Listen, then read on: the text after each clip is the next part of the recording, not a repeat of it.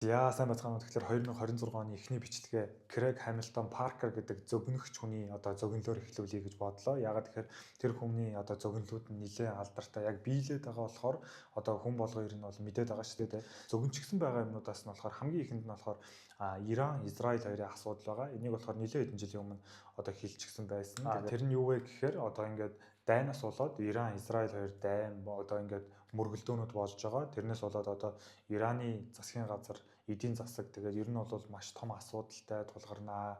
За тэгээд ер нь бол инфляц унна.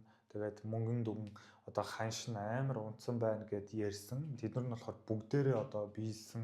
За хамгийн ихэнд болохоор мөнгөний ханш болохоор интернетээс хайх юм бол интернет дээр болохоор тэр Ираны мөнгө нь 42 мянга нь $1 тэнцэнэ гэсэн тийм интернетээс хайх юм бол тийм ханш бол байгаа. Гэхдээ яг бодит байгаа ингээд захуудаар тэр гадуур ингээд хүмүүс солихдоо болохоор 1 сая 200 мянгаас 1 сая 400 мянгаар $1 сольж байгаа гэсэн тийм бас мэдээнүүд айгүй их яваад байлаа. Тэгэхээр ер нь бол аль нь ч үнэн байсан тэр Ираны мөнгө нь маш их доошоо унсан. Тэгээд бизнес эрхлэгчдэд маш их дарамт үүсэж байгаа. Эднийг болохоор тэр Крэг Хамилтон Паркер гэдэг хүн болохоор энийг бүгдийг нь зөгнчихсэн байсан. Ард иргэд маш туйлдаа хүрээд ингээд жигснаа. Тэгээд ингээд байгаа удирдахчигаа ингээд буулгахыг шаарднаа.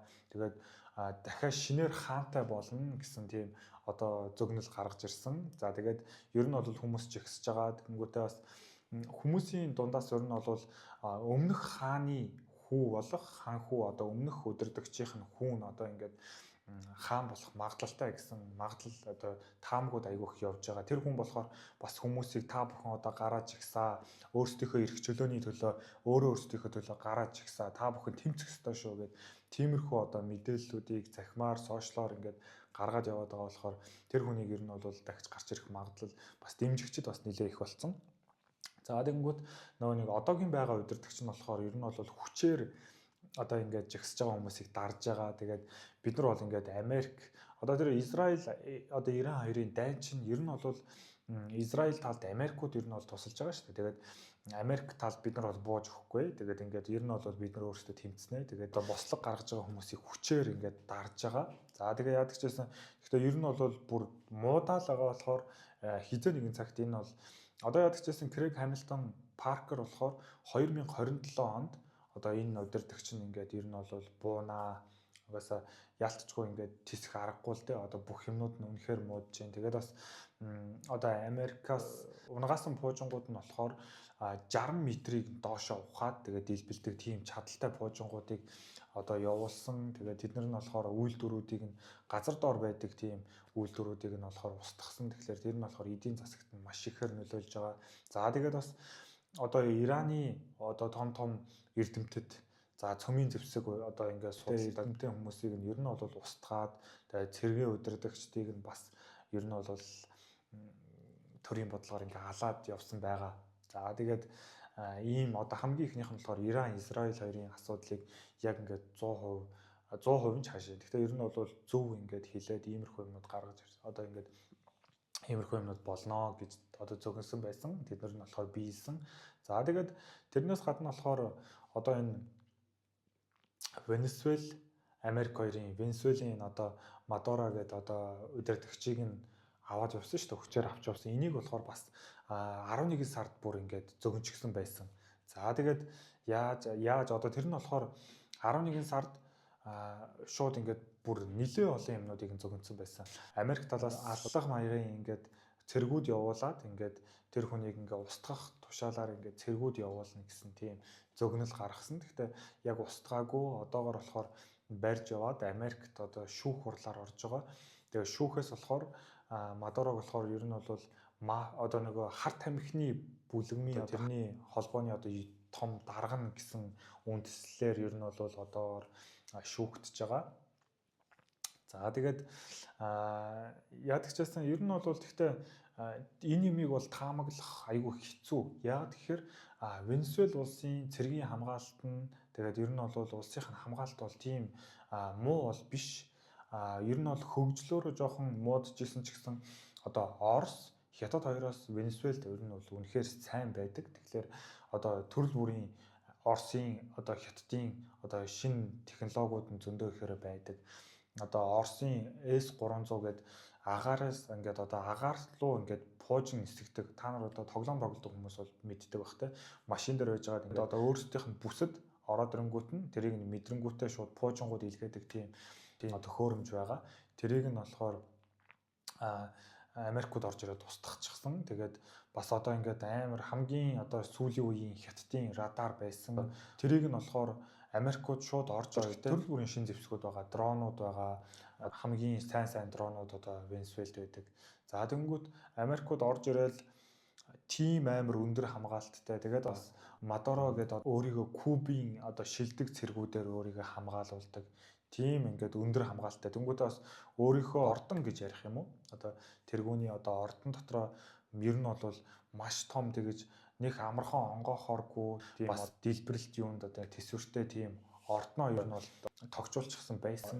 Америкаас орж ирсэн цэргүүдээр хамгийн өндөр, хамгийн шин технологийн Хятадын одоо тэр радар үгүй хийгээд за тэгээд тэр Оросоос орж ирсэн байсан пуужин одоо нисгдэг тэр юмнуудыг нь бас үгүй хийгээд за тэгээд ингэж орж ирээд Мадурог авчаад гараад явсан байлаа. Тэгээд ер нь бол эсэргүүцэл болсон. Онгоцнуудаас нэлээд онгоц орж ирсэн байлаа Америкаас. Тэгээд ядагчсан нэг онгоц нь болохоор одоо гэмтэл авсан гэхдээ нисч болж байгаа гэсэн. За тэгээд энэ юмнуудыг бүгдийг нь бас зөгнчихсэн байсан тэр одоо Паркер гэдэг хүн болохоор. За тэгээд Трампийн хэлж байгаа нь болохоор одоо Венесуэл дайснуудын маань гарт орохыг би зөвшөөрч чадахгүй. Тийм болохоор би одоо арга хэмжээ авнаа. Тийм болохоор ингээд энэ арга хэмжээг авлаа гэсэн тиймэрхүү юмнууд ярьсан. Тэгэхээр дайсан гэдэг нь болохоор ер нь бол өмнө нь болж исэн дайсан шиг гэдээ ярьсан. Тэр нь болохоор 1960-аад онд одоо ингээд Орос улс Кубад ингээд өөрсдийнхөө одоо пуужингуудыг, цөмийн зэвсгүүдийг байршуулж исэн.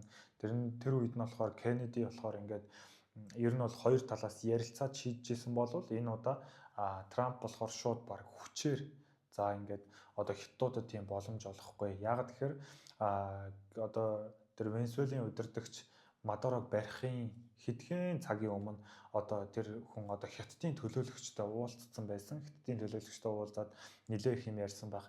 Хятадаас ер нь бол маш их өр зээлтэй.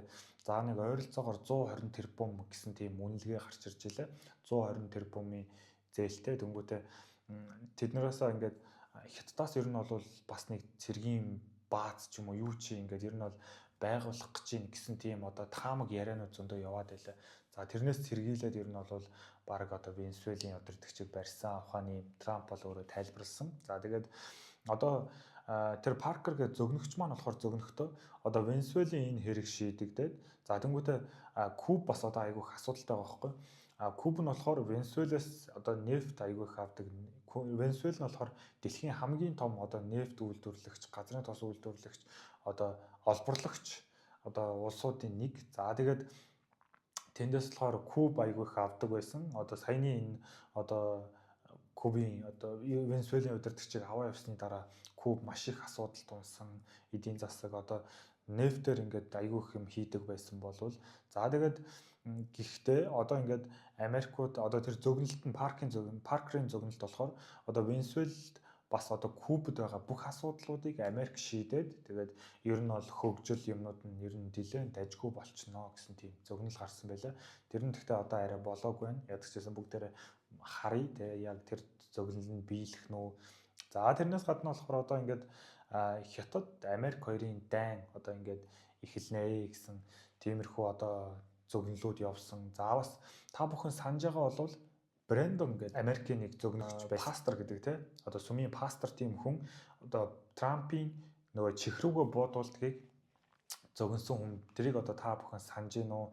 Тэр хүн болохоор 2026 онд одоо ингээд Хятад талаас цэнхэрлүү Америк руу ниснэ гэсэн тийм одоо зөгнөл гаргасан. Тэр нь болохоор тэрийг хүмүүс тайлбарлахдаа Хятадаас ингээд пуужин Америк руу ер нь бол илгээх байхаа гэсэн тийм зөгнөл байгаад байгаа юм.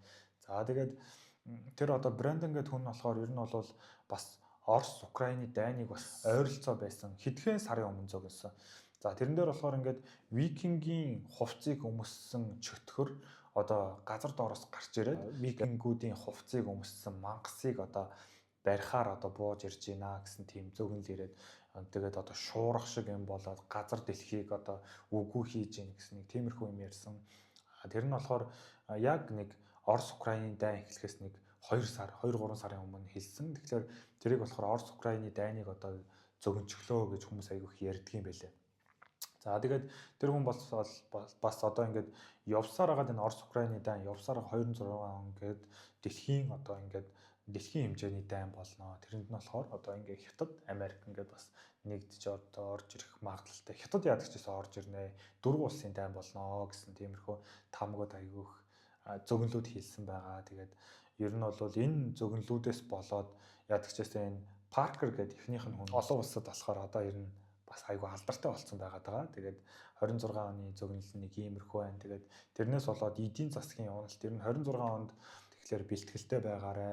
Тэгээд бясалгаж өөрийгөө ингээд дотроос нь эрүүл байлгаарай гэсэн тийм зөвлөгөө гаргасан байлаа. Тэгээд та бүхэн маань ч гэсэн боломжтой бол бясалгаад тэгээд өөрийгөө тайван байлгаж байгаарэ. Баярлалаа.